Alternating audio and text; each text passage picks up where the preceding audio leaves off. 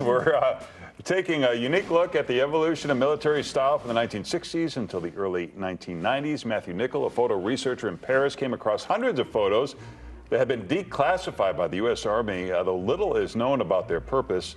Matthew compiled the photos into a book, Fashion Army, where he explores the impact of military attire on culture and trends. Matthew joins us now. Thanks for being Good with morning. us.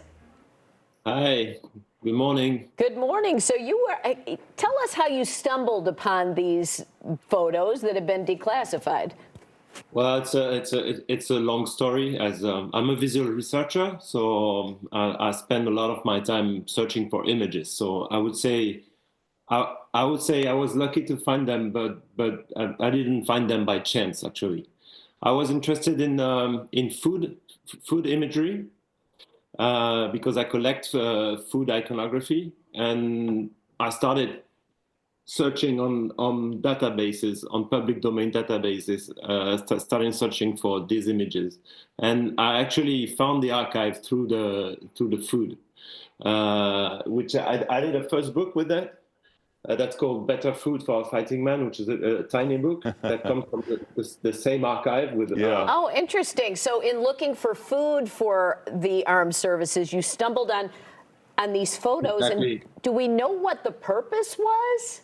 Well, they come from the Natick Soldiers Lab, which is based in Massachusetts near Boston, and it's a compound that's in charge of improving the daily lives of the soldiers. So they have been documenting all their work. So they had a food lab, and they also, while I was looking for the food images, I found one, then 100, then a couple thousand, then many thousand images of textile styles, and I say styles, but it's mostly a documentation of the research and development work on the outfits. It's about technical.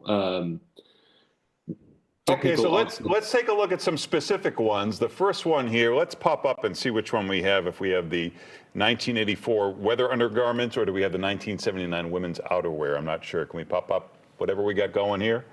Yeah. Or maybe not, I don't know. Oh, that looks like outerwear from the 80s. So it looks like they're taking fashion a lot more seriously than we all ever thought.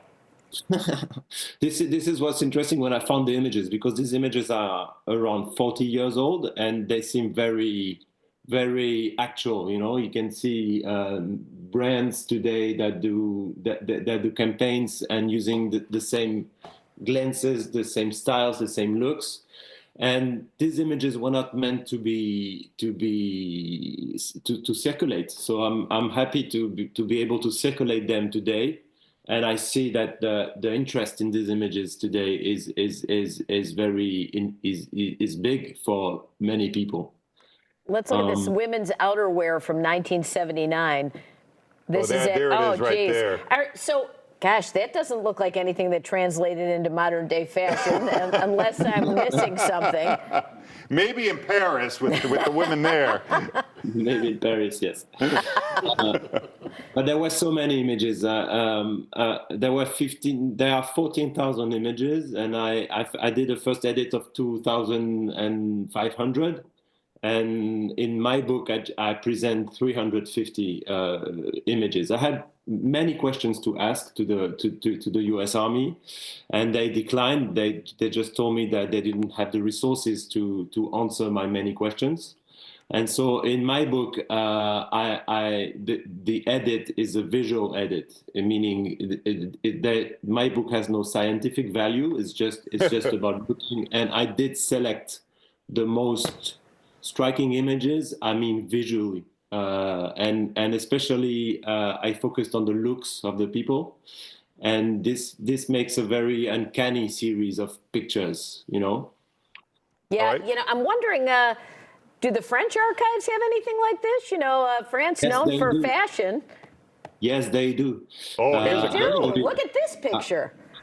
That's a picture from my first book. I don't know where you got it. It's the back cover of my first book. Oh, yeah. It's a man who's he's drinking chicken. They've been transforming liquid into solid and solid into liquid. But it's from the same archive. It's the same photographers, the same studio that shot this image. Matthew, this is an interesting job you have. You just search archives. That's a kind of an unusual job, no? Wow, what unusual? I don't know. I used to be a picture editor for a newspaper in France. I was putting images and selecting images and producing them for the news.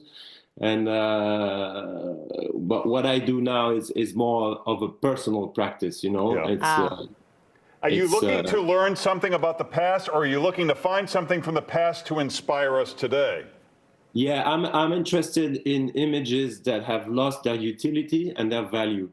This is why I'm only digging public domain archives, and my artistic practice is to recirculate these images in another context. I would say in the context of today, and it's more cultural context. While these images were very technical and very professional, they were used within the army. And I'm happy to have them circulate today. All right. Well, it's fascinating. The book is Fashion Army. For more, you can check out Matthew's website, toomanypictures.com. That's a great website. Thanks, Matthew. Nice to meet you. Thank you.